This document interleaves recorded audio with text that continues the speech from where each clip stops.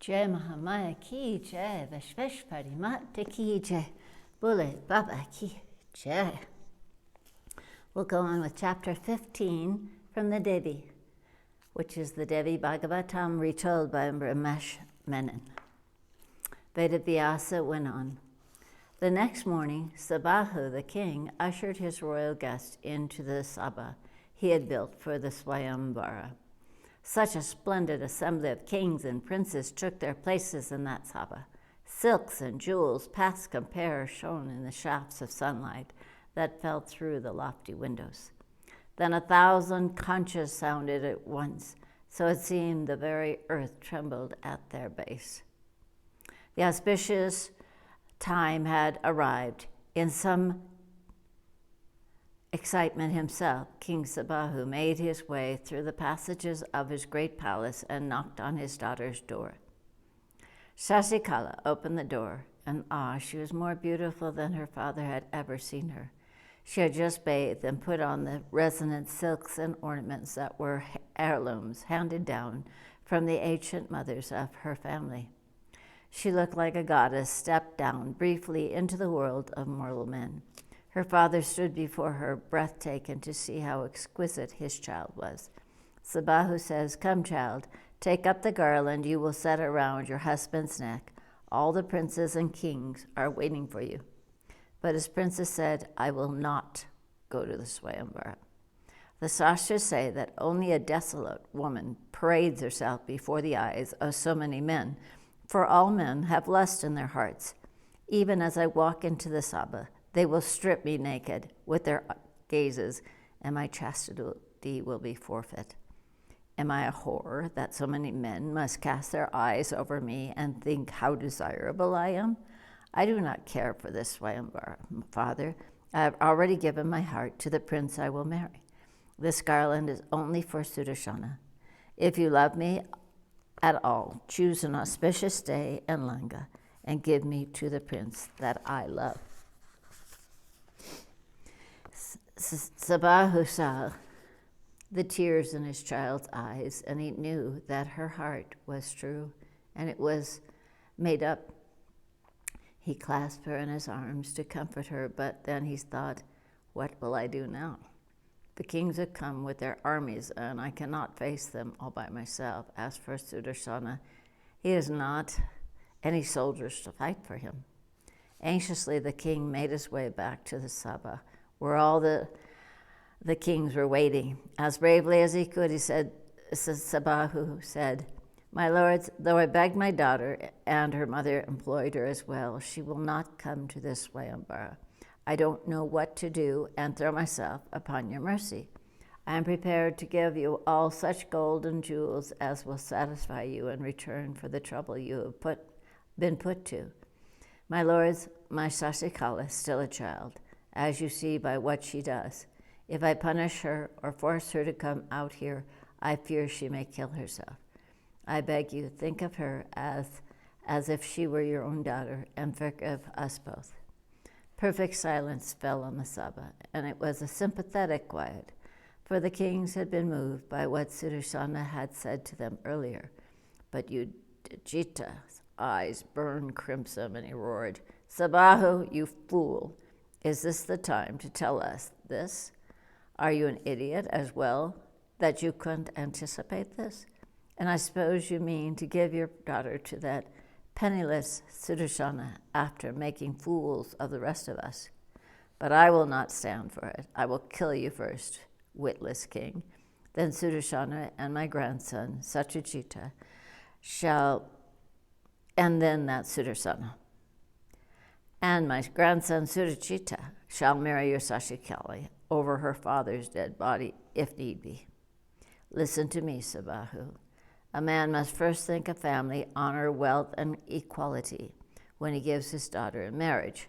Marriage is not a matter of your young girl's whim of a day. We both know this, and so do all these kings here. You and I have been friends for many years. Let reason prevail on you, Sabahu. Fetch your daughter here and let her choose any king for her husband, and I am content. Any except Sudarshana, whose life I will not spare today." And it seemed that Udajita had swayed most of the other kings because they began to murmur among themselves that Sabahu had indeed made fools of them.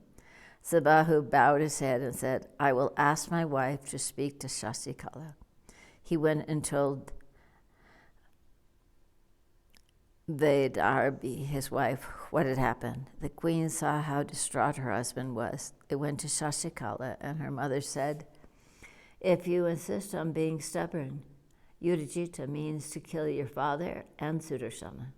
You are still young, my child. You don't understand the ways of the world. I beg you to give up your obstinacy and marry any other prince but Sudarsana. Save your father's life." And the queen wept before her daughter. But Shashikala said, "Father, marry me to Sudarsana at once, and then turn us both out of your city. At least you will be safe then, and fate's purpose will be fulfilled, whatever she intends.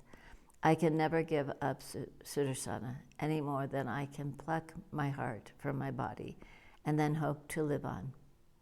Go now, gentle father. Tell the kings that the Swayambara has been postponed until tomorrow, and tomorrow let them be guests at my wedding to Sudarsana." The father looked at his daughter, and she spoke with such quiet determination that he saw that nothing would change her mind. She was a grown woman suddenly, who would die, if need be, to fulfill what she believed to be her destiny.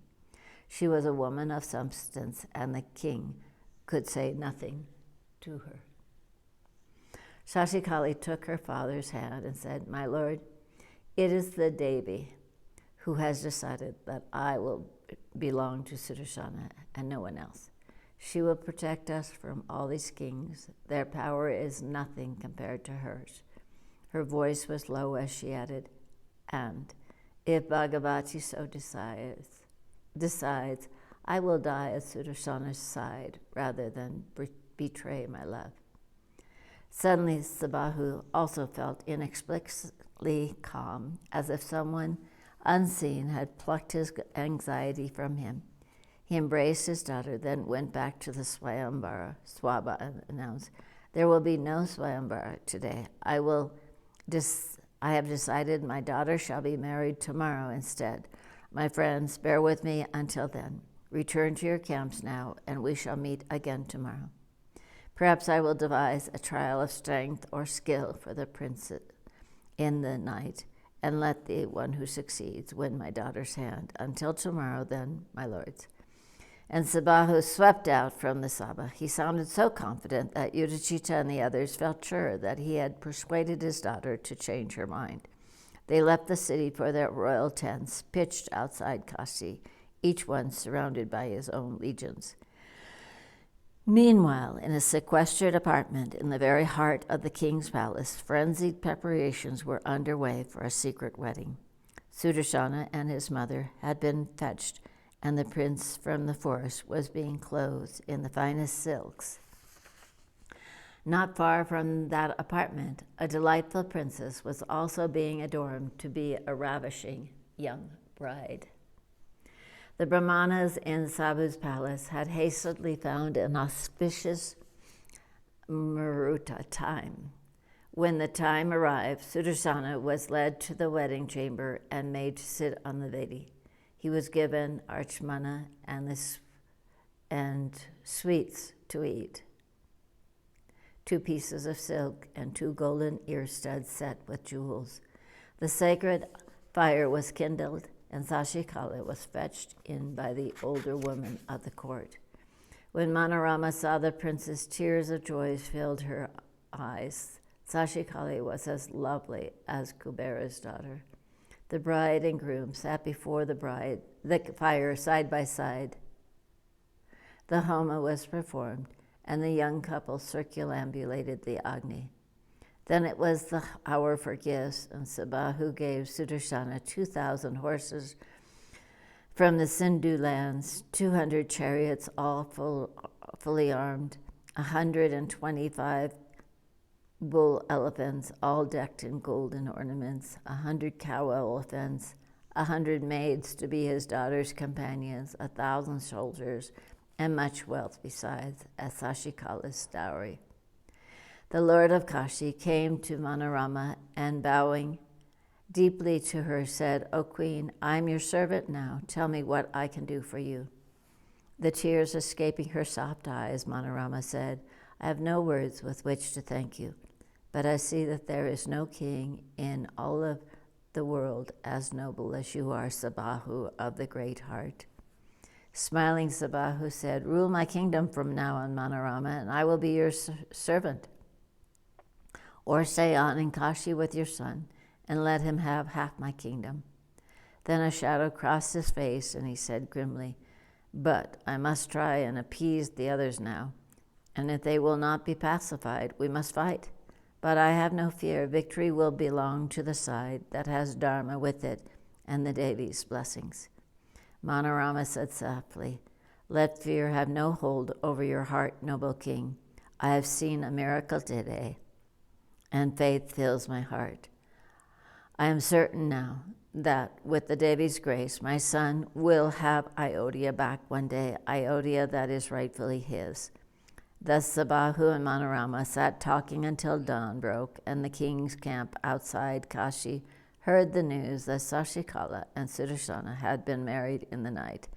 "Sabahu deceived us. We will kill him and Sudarsana as well, and take Kashi for ours and Sashikala." Even as they spoke, a serene Sabahu arrived in their midst, and with his guards and ministers. Silence fell over the other kings. They stood glowering at their host. Sabahu folded his hands to them, bowed, and said, "My lords, be kind enough to join us for a banquet to celebrate my daughter's wedding." "Friends, nothing I said could have changed her mind. I had to give her to Sudarsana.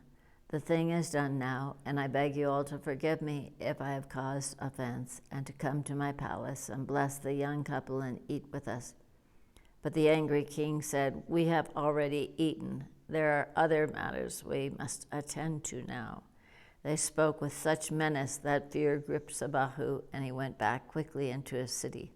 Some of the other kings, led by Udajita, decided that they would blockade Kashi, and when Sudarsana emerged with his bride, they would kill him and take Sashikala for themselves. Some of them decided they would stay to watch what happened. Chapter 16.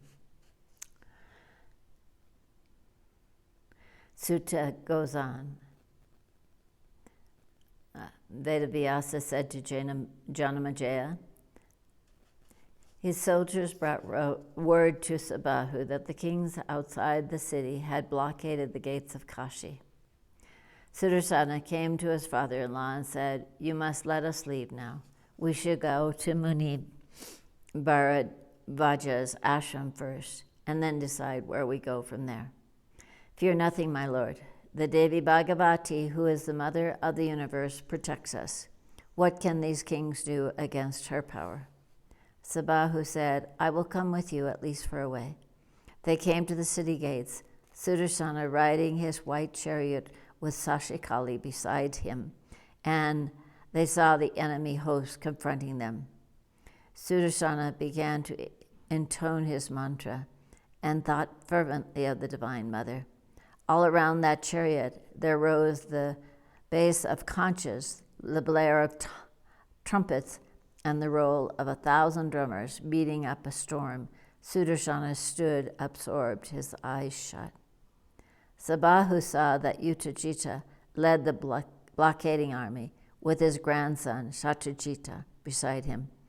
Roaring, the enemy flew at Sudarsana in his chariot, his half-brother before all the others. Arrows darkened the sky, and Sabahu plunged his Ratha forward, his soldiers around him, to meet the enemy's charge. Suddenly a hush fell on the field, and both armies froze in their ranks. Utajita and Satyajita froze as their horses reared in alarm, winning at the strange apparition which had materialized between the two forces, an immense lion, and upon that golden beast's back stood a shimmering goddess. Her luster was like another sun risen on the earth. She rode her lion between the two armies, daring anyone to approach her. Sudarshana opened his eyes and murmured, "Look, Sashikali, the Divine Mother has come to protect us." Sabahu stood in trance. Yudhishthira roared, "Who is this woman who rides a lion? What does she want here?" At that moment, the lion gave a roar that drowned every other sound out in the field. Horses and elephants bolted, and in a moment, there was a channel cleared through Yudhishthira's legions a way along which Sudarshana now fearlessly drove his chariot. Yudhishthira roared, "Shall we let a mere woman and one lion frighten us? Kill them and kill the upstart Sudarshana." And he plunged at Sudarshana, his bow flaring arrows and Satyajita beside him. Sudarshana held them both off for a time. Then suddenly the Devi was at his side on her beast. Yudhishthira shot his arrows at her as well, and Satyajita too.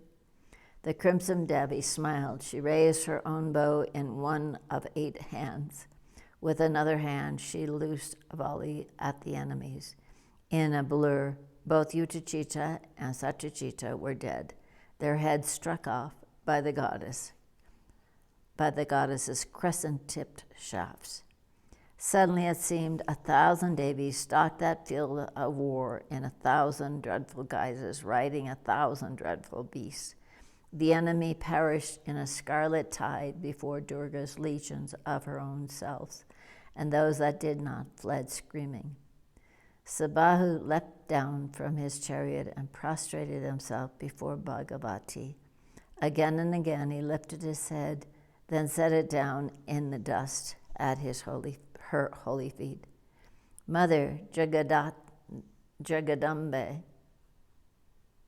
I have no words with which to praise you. Bhavani, unworthy as I am, today I have seen you with my own eyes. I see how you protect your devotees. O Devi, you have come yourself to save Sudarshana's life. O Mother, Transcendent One, I lay my head at your feet. Mother, bless me."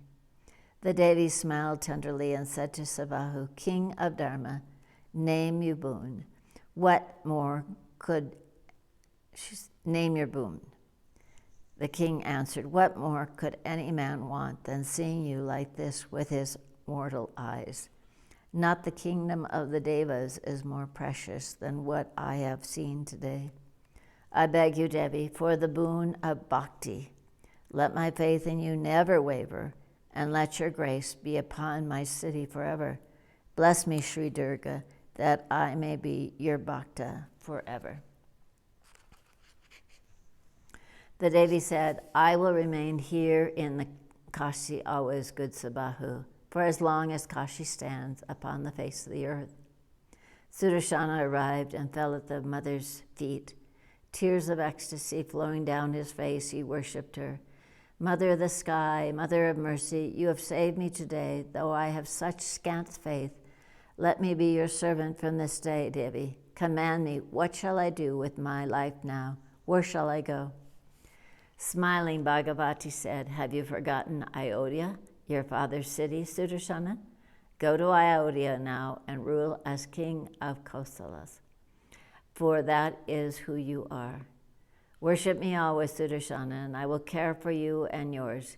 Keep an idol of me in your kingdom. Pray to it at the 3 sandhyas, and I will be with you. Celebrate the Navratri Puja in autumn, for it is mine. Fear nothing, Sudarshana.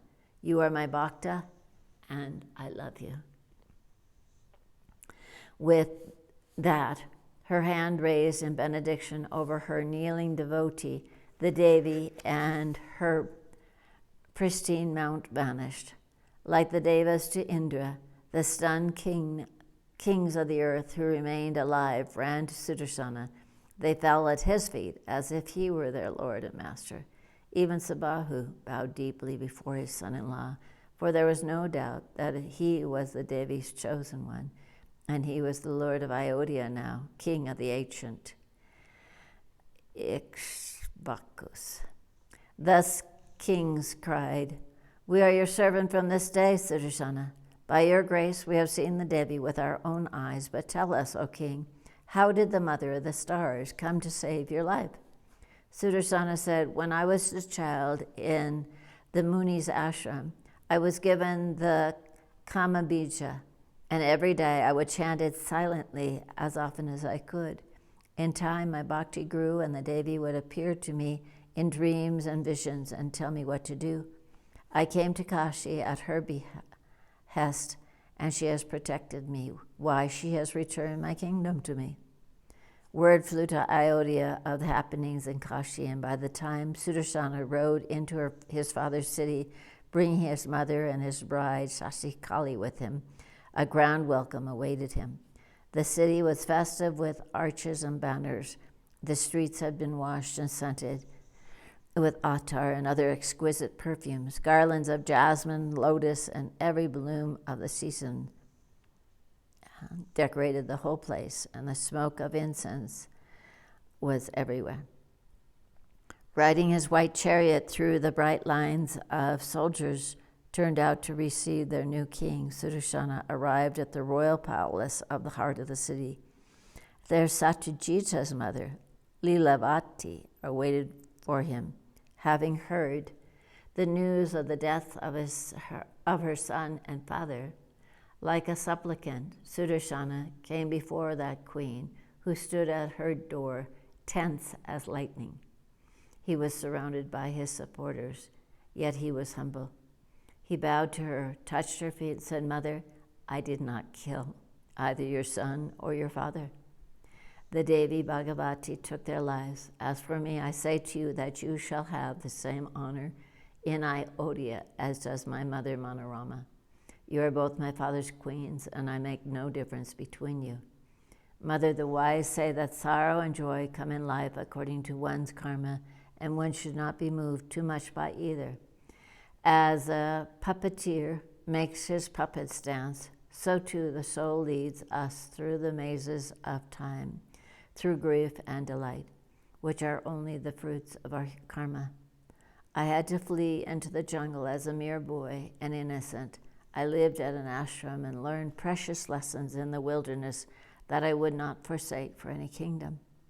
All this was surely because of the karma of lives past, and I learned that the munis of the forest who live on roots and fruits are happier than kings who live in palaces." Lilavata listened silently as he went on. The human birth in the sacred land of Bharata is a rare one. It is a birth by which a soul can tread the way of Dharma, which leads to moksha.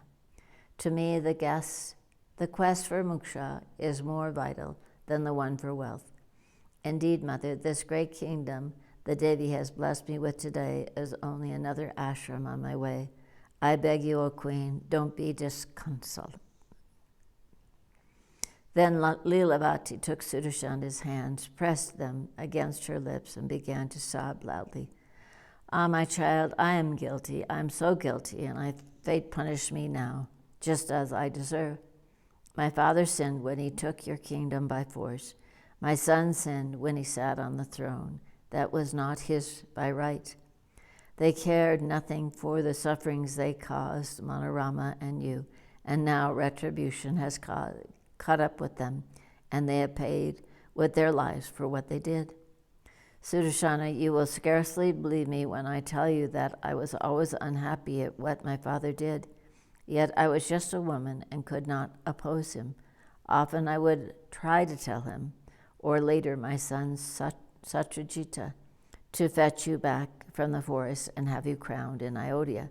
But they would brush aside what I said, calling me a foolish woman who knew nothing of the ways of the world. And now Dharma has been done by the Devi herself. Who am I to complain when I know that my father and son were to blame? Sudarsana, I have been unhappy at what my son grew into. Yes, he was handsome and clever, but I see that he was also greedy and ruthless. There was no more Dharma in Satyajita than there was in Uttajita, and I hardly feel the grief a daughter and a mother ought to at the deaths. Instead, I feel the joy a sister does at Manorame having returned home, and I feel the joy of a mother to see you again and grown into a man and bring your lovely bride home to Ayodhya. She clasped into her and wept. Soon Sudarshana was brought into his own palace from where he would rule the kingdom of Kosala.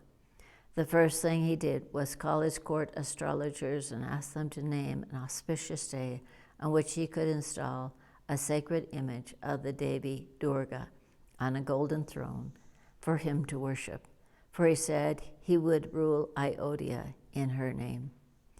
So it came to pass, the grace of the Devi was upon the entire kingdom, and the rule of Sudarsana was as blessed as the Rama Raja.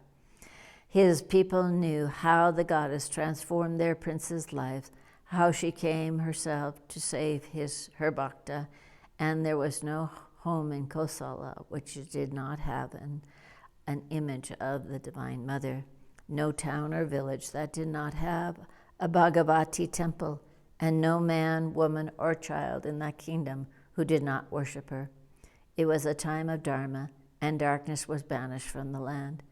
Kosala prospered as it had done during the golden reign of Raghu and Sri Rama. In Kashi, Sabahu, who worshipped the Devi with the fervor of a convert, he too installed a great image of her in his palace and had 100 shrines for her built all over his kingdoms. It was in Kashi that Durga had appeared on her beast, and the people of that city, many of whom had seen the miracle with their own eyes, worshipped her as ardently as they did Shiva in the Vishwanath temple. From Kashi and Ayodhya, the Devi's fame spread like light through all of the world, and it seemed all the sacred continent was suffused with her grace, said Vedavyasa to King Janamejaya. The Blessed Sutta unfolds his timeless Purana for the rishis of the Naimisa Vana. Jai Mahamaya ki jai, Vishveshpari Mata ki jai, Bole Baba ki jai.